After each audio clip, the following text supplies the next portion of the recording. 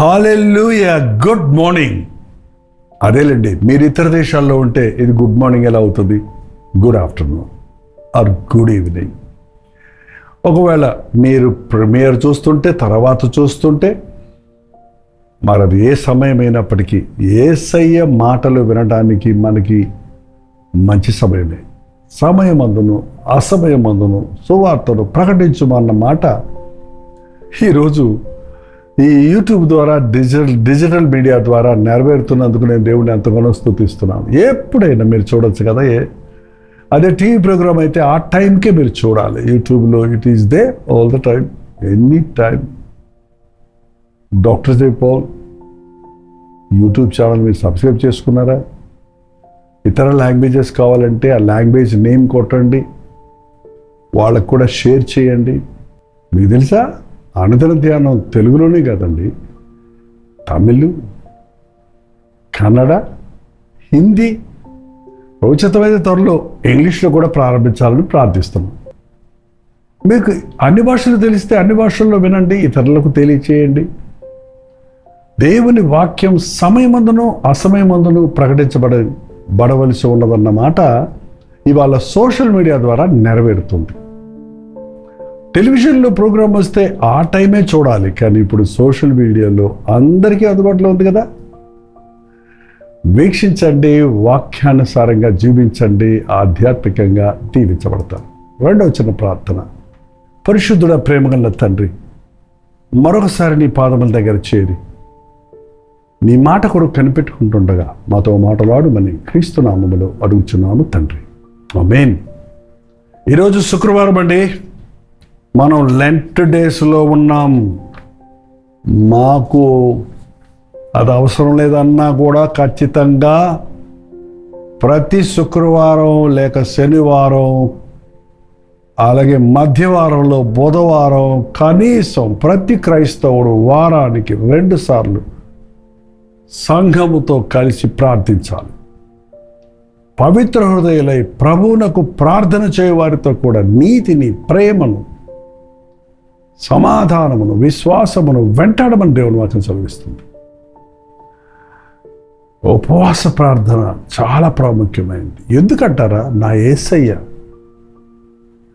ఉపవాస ప్రార్థనలు చేశాడండి. 40 రోజులు 40 రాత్రులు మాత్రమే కాదు, ఆయన అనేక పర్యాయములు రాత్రంతా ప్రార్థించాడు. ఇంకా చీకటిగా ఉండగానే ప్రార్థించాడు. లూకా సువార్త 22వ అధ్యాయంలో 39వ వచనంలో చదువుతున్నాను చూడండి. ఆయన తరువాత బయలుదేరి తన వాడుక చొప్పున, ఈ మాట మీరు గమనిస్తే, వాడుక చొప్పున యథావిధిగా, దానియేలు యథావిధిగా రోజుకు 3 మారు మోకరించి ప్రార్థించాడని బైబిల్లో చూస్తున్నాం. అంటే it is of and on కాదండి. ప్రార్థన అనేది మనకి ఇష్టం వచ్చినప్పుడు చేయటం, లేనప్పుడు మానేయటం, కష్టం వచ్చినప్పుడు చేయటం, సుఖం కలిగిన తర్వాత మర్చిపోవటం, అదేంటండి? అదేం ప్రార్థన అండి? ఆ యొక్క ప్రార్థనలో యథార్థత ఉండాలి, ప్రార్థనలో దేవునితో పెనుగులాడాలి, ప్రార్థనలో ప్రభువు యొక్క బలం పుంజుకోవాలి. ప్రార్థన యథావిధిగా మనం భోజనం చేస్తున్నాం, యథావిధిగా నిద్రపోతున్నాం, లేస్తున్నాం, అట్లాగే అది మన జీవిత శైలిలో ఒక భాగమైపోవాలి. ప్రార్థించుకోకుండా నేను నిద్రకు వెళ్ళను, ప్రార్థించుకోకుండా నేను భోజనం చేయను, ప్రార్థించుకోకుండా నేను బ్రేక్ఫాస్ట్ చేయను అని ఒక తీర్మానం చేసుకోండి. వాడుక చొప్పున ఆయన చూడండి, వాడుక చొప్పున ఒలీవ కొండకు వెళ్ళగా శిష్యులు ఆయన వెంట వెళ్ళిరి. ఆయనకి ఒక ప్రత్యేకమైన స్థలం ఉంది. ఒలీవ తోటల్లో ఒక గెత్సెమనే తోట ఉంది. ఆ తోటకి వాడుక చొప్పున వెళ్ళేవాడు. ఇవాళ కూడా మనం యెరూషలేము వెళ్తే యెరూషలేములో ఈ గెత్సెమనే తోటను మనం చూడొచ్చండి. ఆ ఒలీవ చెట్లు ఒక్కొక్కటి మ్రాను పెద్ద పెద్దగా ఉంటాయి. అవి కొన్ని వేల సంవత్సరాల నుంచి ఉన్న చెట్లని చెప్తున్నారు. మేబీ అటువంటి చెట్టు దగ్గరే ప్రభు ప్రార్థన చేస్తుంటారని ఒక మార్క్ చేసి పెట్టారు. అక్కడ గతుకులు ఉంటుంది, రాళ్ళకు ఉంటుంది, కొండ కదా. అక్కడ మోకాళ్ళలోని ప్రార్థించేవాడు. ఇవాళ క్రైస్తవులు చర్చిలో కూడా మోకరించడం లేదండి. చక్కగా దిండులేసి మోకరించమంటారు కొన్ని చర్చెస్లో. నాకు మోకాళ్ళు నొప్పులు అంటారు. ప్రార్థన గుండెలో భారం లేకపోతే మన మోకాళ్ళు వంగబడ్డాయి. ప్రార్థన మీద ఆశ లేకపోతే మనకి ప్రార్థన రాదు. యేసు ప్రభు మనకు మాదిరిగా ఉన్నాడు. ఈ లెంట్ అనే పేరు పెట్టుకోనైనా ఒక 40 రోజులు కనీసం మంచిగా ప్రార్థన చేస్తారని దేవుడు ఆశిస్తున్నాడు. అందుకే కొన్ని చర్చెస్లో వాటిని కొనసాగిస్తున్నారు. కోర్స్ కొందరు అలవాటుగా చేసిన.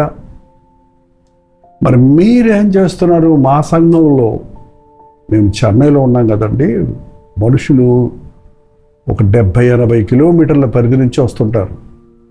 సో ఎవ్రీడే వాళ్ళు ట్రావెల్ చేసి రావడానికి, మళ్ళీ పొద్దున్నే డ్యూటీలకు పోవడానికి ఇబ్బంది.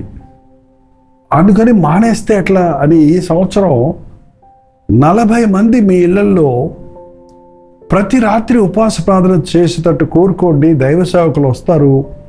ఈరోజు మీ ఇంట్లో ఉపవాస ప్రార్థన, రెండో రోజు ఇంకొకళ్ళ ఇంట్లో అని 40 రోజులు ఉపవాస ప్రార్థన వివిధ స్థలాలు అయినప్పటికీ కంటిన్యూ చేద్దామన్నప్పుడు అలా జరుగుతూ ఉందండి.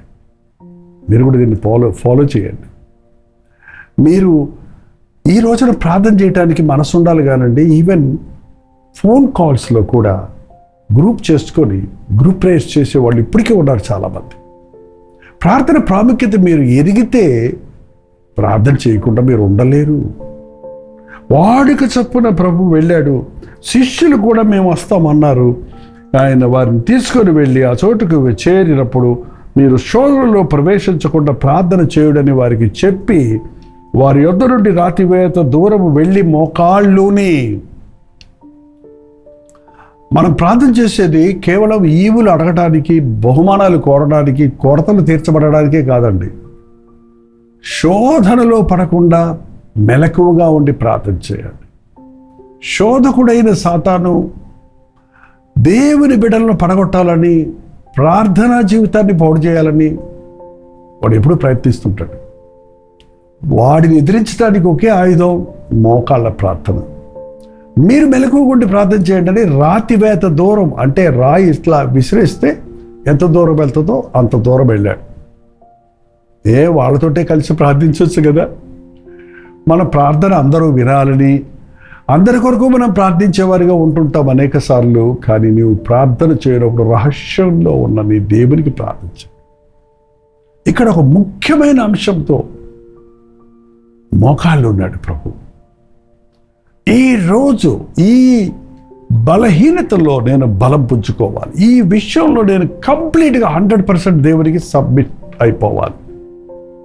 మనకి చాలా విషయాలంటే నేను అనుకుంటున్నా, ఆ అమ్మాయిని పెళ్లి చేసుకోవాలనుకుంటున్నా, ఈ అబ్బాయిని పెళ్లి చేసి దేవుని చిత్తమా తెలుసుకోవాలనుకుంటున్నా అంటారే కానీ అది ఎలా సమర్థించుకుందామని చూస్తారు. కానీ నిజంగా దేవుని చిత్తం చేయడానికి సిద్ధపడతారా? నేను ఇల్లు కట్టాలనుకుంటున్నా, ఇది దేవుడి చిత్తమే అనుకుంటున్నా, నాకేదో వాక్యం దొరికింది అంటే ర్యాండమ్గా చెబుతారే కానీ ప్రార్థనలో కనిపెట్టి పరిపూర్ణంగా దేవుని చిత్తాన్ని ఎరిగారా?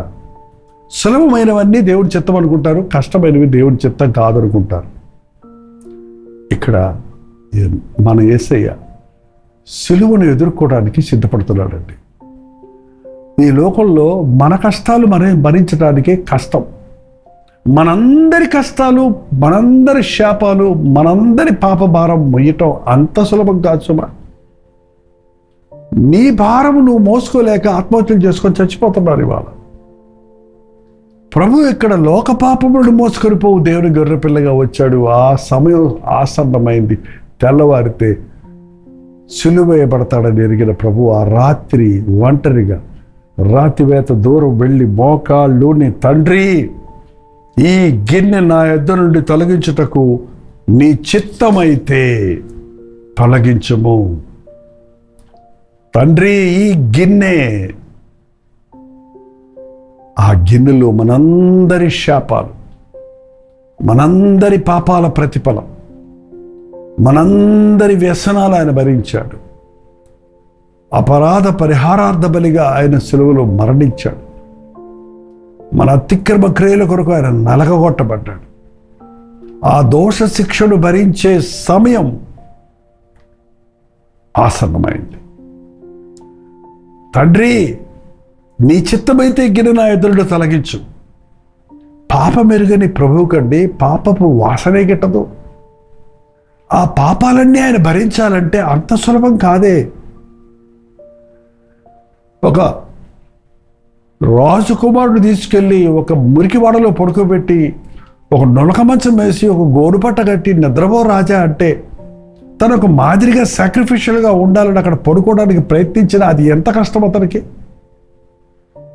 పరలోకంలో పరిశుద్ధుడిగా దూతలతో కొనియాడబడుతున్న ప్రభు పాపుల భారమంతా తన మీద వేసుకొని శిలువ రూపంలో మోసుకొనడానికి అవమానాన్ని, నిందను, సిగ్గును, రాతి దెబ్బలను, ఉమ్మిని, కొరడా దెబ్బలను తట్టుకోవటానికి అంత సులభం కాదు కదా. అందుకే అన్నాడు ప్రభువా, తండ్రి నీ చిత్తమైతే ఇది నా దగ్గర నుంచి తొలగించు. అయినను నా ఇష్టం కాదయ్యా, నీ చిత్తమే సిద్ధించునుగాక. మీ ప్రేయర్ రూమ్లో ఈ వాక్యం నేను రాసి పెట్టుకోండి. తండ్రి నీ చిత్తమైతే ఈ శోధన తప్పించు, ఈ పోరాటం తప్పించు, ఈ భారం తీసేయి. ఆయనను నా ఇష్టం కాదు, నీ ఇష్టం చొప్పునే నాకు జరగను. నేను అడిగింది కాదు, నువ్విచ్చింది తీసుకునే శక్తి నాకు దయచేయి. నువ్వు చెప్పింది చేయడానికి నన్ను సిద్ధపరచని దేవునికి మనం అప్పగించుకోవటం నేర్చుకోవాలండి. నువ్వు అనేక సార్లు దేవుడి చిత్తం తెలుసుకోవాలని పోవాలని మోకాళ్ళు ఉంటున్నావు, ప్రార్థిస్తున్నావు, కానీ నీకు ఇష్టమైన దాన్ని నువ్వు పొందాలని మొండి పట్టుబడుతున్నావు. నా ఇష్టం కాదు, నా చిత్తం కాదు. నువ్వు 2 ఆప్షన్స్ దేవుడి దగ్గర తీసుకెళ్ళి ఇదా అదా అని అడగటం కాదండి దేవుని చిత్తం ఎరగటం. నువ్వు అంతా ఒకటి అనుకొని నువ్వు అంతా చేసి భవదేవుడరు నీ సంతకం పెట్టయ్యా, నువ్వు అనయ్యా అనిపించుకోవడానికి కాదండి మనం ప్రార్థన చేసేది. నువ్వు ఒక తెల్ల పేపర్ తీసుకుని వెళ్ళి, ప్రభువా నాకేంటేంటో ఆలోచనలు ఉన్నాయి, ఎన్నెన్నో ఆలోచనలు ఉన్నాయి, ఎన్నెన్నో ఆప్షన్స్ ఉన్నాయి, కానీ నువ్వేం చెప్తావో చెప్పు, నేను చేస్తాను, నీ చిత్తమునకు విధేయుడని నువ్వు సంతకం పెడతామనేదే నిజంగా దేవుని చిత్తం తెలుసుకోవడానికి నువ్వు చేసే ప్రయత్నం. ప్రభు అంటున్నాడు, నేనేమనుకోవట్లేదు తండ్రి, నీ ఇష్టం. నువ్వు నన్ను సిలువలో మరణించడానికే పంపుంటే అందరి పాపంలో, ప్రజలందరి పాపంలో కొరకు పరిహారం కొరకు నేను నరక శిక్షను, యమయాతనను, అవమానమును, సిగ్గును భరించడానికి నేను సిద్ధం అని దేవునికి, తండ్రికి అప్పగించుకున్నాడు. ఇవాళ మన ప్రార్థనలు ఎలా ఉన్నాయి? తూతూ మంత్రాల్లాగా, స్వీట్ వర్డ్స్ తోటి, మాటల్లో మాత్రం నువ్వేం చెప్పినా చేస్తాను ప్రభా, ఇది మాత్రం నాకు ఇవ్వు అన్నట్టు కండిషనల్గా మనం అనేక విషయాల్లో ప్రార్థిస్తున్నాం. కానీ ఈ రోజున మీ జీవితంలో ఆ మొండి పట్టు విడిచిపెట్టండి. మీరు చేయకూడుకున్నది దేవుని చిత్తమా అని ఎరగాలంటే మొదటగా మీ హృదయంలో నిశ్చయించుకోండి, నాకెంతో ఇష్టం ఇది, కానీ నువ్వు చెప్తే నేను వదిలేస్తాను, నేను మానేస్తాను. నీ ఇష్టమే, నా ఇష్టము కాదు, నీ ఇష్టమే జరుగునుగా కానీ దేవుని సబ్మిట్ చేసుకోండి. The perfect will of God will be done in your life and you will flourish. దేవుని పరిపూర్ణ చిత్తం నీ జీవితంలో జరుగుతుంది. పరమేశ్వర విల్ కాదు, పరిపూర్ణ చిత్తం జరుగుతుంది.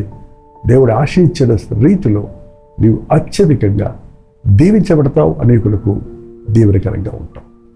ప్రార్థన. పరిశుద్ధుడ ప్రేమగల తండ్రి, మా ప్రార్థనలు స్వార్థపరమైనవిగా కాక నీకు లోబడేవిగా, నీ చిత్తము నెరవేర్చేవిగా, నీకిష్టలుగా బ్రతుకున్నట్లుగా మమ్మల్ని మేము అర్పించుకోవడానికి నీ చిత్తానుసారంగా, అది శ్రమైన, దుఃఖమైన, బాధైన, నష్టమైన, కష్టమైన, వేదనైన, అవమానమైన, నిందైన నీ చిత్తమే జరుగుడుగాక అని మమ్మల్ని మేము నీ సన్నిధికి అప్పగించుకునే ఉన్నతమైన ఆధ్యాత్మిక జీవితాలను మాకు దయచేయమని క్రీస్తు నామములో అడుగుచున్నాను తండ్రి.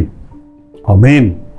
మన తండ్రి అయిన దేవుని యొక్క ప్రేమయు, కుమారుడైన క్రీస్తు యొక్క కృపయు, ఆదరణకర్త అయిన పరిశుద్ధాత్మ యొక్క సహవాసమును కూడి వచ్చిన మనందరికీ ఇప్పుడును సదాకాలమును తోడయుండునుగాక. ఆమేన్. దేవుని స్తోత్రం. మీ చిత్తం చేసుకోకండి, అది అపాయం. దేవుని చిత్తం చేయండి, అది ఉత్తమం. మీకోసం మేము ప్రార్థన చేయాలంటే 954041 నెంబర్కి, ఇతర దేశాల్లో ఉంటే 9100101003 నెంబర్కి టెక్స్ట్ లేక వాయిస్ మెసేజ్ ద్వారా వాట్సాప్ పంపించండి. Doctor Jaipal YouTube channel subscribe చేయడం మర్చిపోకండి. తెలుగు, తమిళ, హిందీ, మలయాళం, బెంగాలీ, ఒరియా, కన్నడ భాషల్లో టెలివిజన్ ప్రోగ్రామ్స్ కూడా ప్రసారమవుతున్నాయి. ఈ టెలివిజన్ పరిచర్యకు మీ విరాళాలు పంపాలనుకుంటే ప్రభువును ప్రేరేపిస్తే కింద ఇవ్వబడినటువంటి QR కోడ్ మీరు స్కాన్ చేసుకోవచ్చు, లేక మీరు వాట్సాప్ పెట్టి వివరాలు తెలుసుకోవచ్చు. ప్రభుత్వమైతే మధ్యాహ్నం 3 గంటలకు హెచ్చరిక. అలాగే వాళ్ళ శుక్రవారం కదండి, కల్వరి చర్చిలో ఉపవాస ప్రార్థన ఉంది. లైవ్లో, జూమ్లో మీరు కూడా మాతో పాటు జాయిన్ అవ్వచ్చు. ఈరోజు పట్టుదలతో ప్రభు సన్నిధిలో ప్రత్యేకంగా మన చిత్తాన్ని సిలువేసి ఆయన చిత్తం చేయనట్లుగా మనల్ని మనం సమర్పించుకుందాం. లైవ్లో 9 గంటల కల్వరి ప్రతిధ్వని ప్రోగ్రాంలు లైవ్లో మీరు మాతో పాటు కలిసి కనీసం 11:30 రాత్రి చివరి దాకా ఉండి దైవాశీర్వాదాలు పొందండి. అంతవరకు దేవుడు మహాకృప మీకు తోడేడుగాక.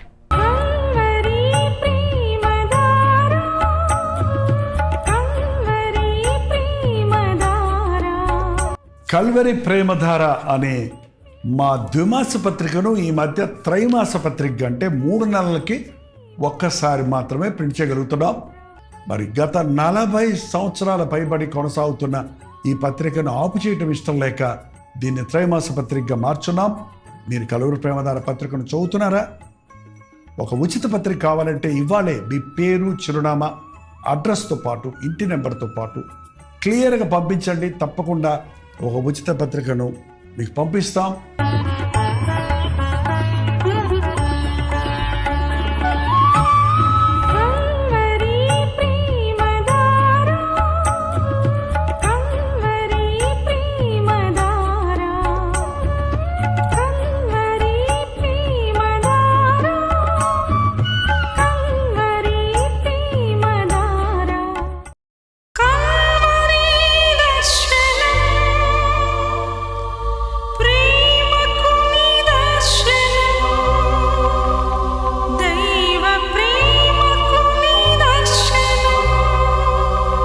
తెలుగు, తమిళ, హిందీ, మలయాళం, బెంగాలీ, ఒరియా అనే 6 భాషల్లో టెలివిజన్ ప్రోగ్రామ్స్ కొనసాగుతూనే ఉన్నాయి.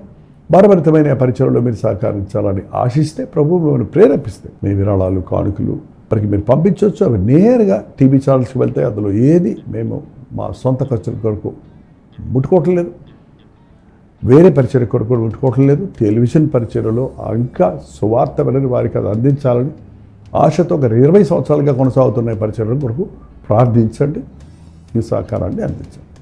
ఈ విషయం మీకు ఇంకా వివరాలు కావాలంటే 89393939 అనే నెంబర్కి మార్నింగ్ 10 నుంచి ఈవినింగ్ 10 లోపల మీరు ఫోన్ చేయండి, వివరాలు మీకు తెలియజేస్తాం.